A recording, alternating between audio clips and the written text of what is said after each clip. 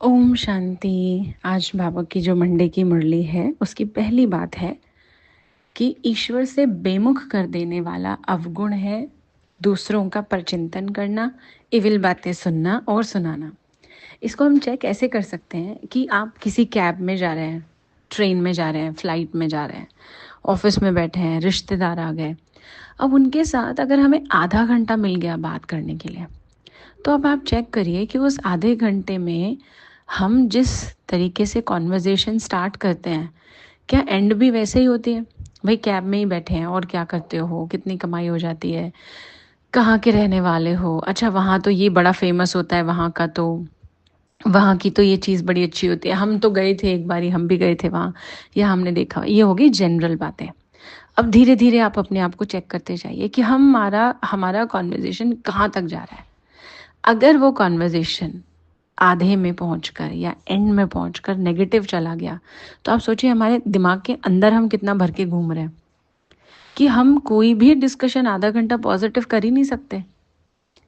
तो इसलिए, और अगर करेंगे तो आप कभी भी नोटिस करिएगा, कभी भी, क्योंकि मुझे तो अभी तक ये अनुभव है इतने टाइम में, जो मैंने अपने आप को या औरों को ऑब्जर्व करा है, कि अगर कोई कॉन्वर्जेसन पॉजिटिव हो सकता है तो वो सिर्फ भगवान की बातों का, ईश्वर की जो डायरेक्शंस मिली हैं उन पर जो डिस्कशन हो सकता है, सिर्फ वो हो सकता है।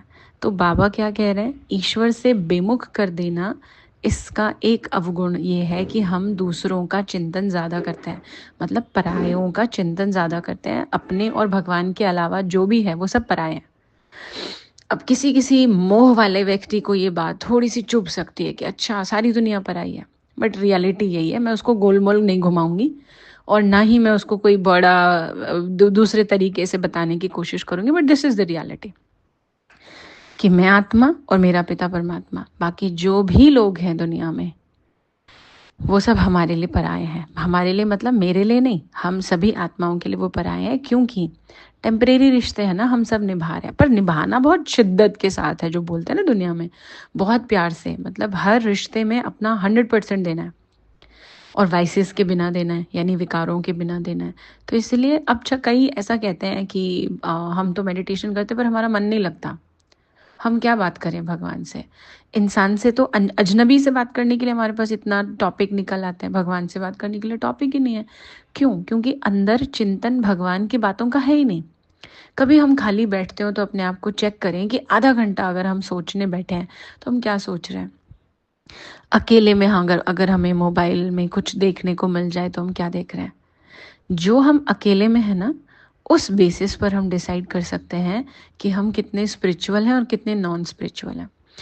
तो बाबा की ये पहली बात है। दूसरी बात आज बाबा ने कही है कि कभी भी दूसरों की गलती को देखकर खुद गलत नहीं हो जाना, खुद हमेशा राइट रास्ते पर रहना है और उनको सहयोग देना है। जो गलत रास्ते पर चल रहे हैं उनको सहयोग देना है। सहयोग किस में? उनके गलत रास्ते पर चलने के लिए नहीं, पर उनको वापस लाने में हेल्प करने के लिए।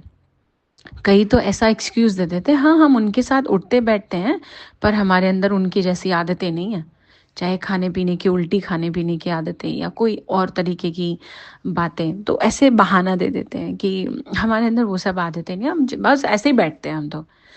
लेकिन जो व्यक्ति राइट रास्ते पर है वो ऐसा संग भी नहीं करेगा, हाँ उनको और कोशिश करेगा उस जगह से निकालने की या उस गलती से बाहर निकालने की। पता है कितना आसान है किसी व्यक्ति को गलती करते हुए देखकर, चाहे हम सड़क पर ही जा रहे हैं तो लोग ठीक से नहीं चल रहे, कुछ ट्रैफिक रूल्स फॉलो नहीं कर रहे, आसपास ऐसे पटरी वाली शॉप्स लगी हुई हैं, बहुत शोर शराबा है, कोई अननेसेसरली हॉर्न दिए जा रहा है, हम देख रहे हैं सबकी गलतियाँ। लेकिन बाबा का क्या भाव है कि अपने आप को राइट मार्ग पर रखना है। इसके लिए ही आप में से जिसने मेडिटेशन कोर्स किया उसमें एक चैप्टर है सृष्टि चक्र। तो आपको याद होगा हमने उसमें ये समझा हुआ है कि सृष्टि चक्र यानी स्वास्तिका जब बनाते हैं, उसमें दिखाया होता है ना स्वास्तिका, तो उसके लेफ्ट में क्या लिखते हैं? शुभ, और राइट में क्या लिखते हैं? लाभ। तो लेफ्ट में क्या दिखाया है? द्वापर और कलयुग। तो यानी जब द्वापर और कलयुग, जो कि उल्टे हाथ पर दिखाया है स्वास्तिका में, तो मतलब हमने क्या समझा हुआ है, जब उल्टा समय हो तब हमें शुभ कर्म करने हैं। यानी सारी दुनिया उल्टे रास्ते पे चलेगी पर मुझे शुभ करना है। कितना सुंदर फॉर्मूला हमारे पूर्वज हमको दे गए, तो हमें लाभ मिलेगा जो राइट साइड का दिखा है। जिन्होंने नहीं किया वो चैप्टर गूगल से देख सकते हैं या कहीं सेंटर पे जब कनेक्ट होंगे तो आप समझ जाएंगे। तो इसलिए आज बाबा ने इस बात पर बहुत ध्यान खिंचवाया है। तो आज कम से कम पूरा दिन याद रखना है कि अगर कोई गलत बोल रहा है, कोई गलत कर रहा है, मुझे बड़े राइट टोन में बात करनी है और राइट ही एक्शन लेना है। तो ये आज की बाबा की मुरली है।